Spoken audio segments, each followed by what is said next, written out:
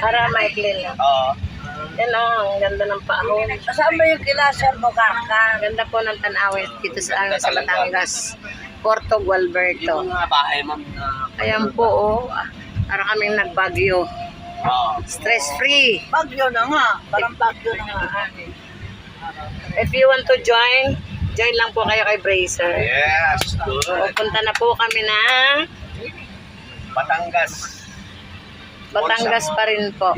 Batangas na Sugbo. Ayan, may mga... Napakakisig na ng lugar. Maganda rin ang po ang daan kahit kotse ang dali. Ang sarap po ng hangin dito.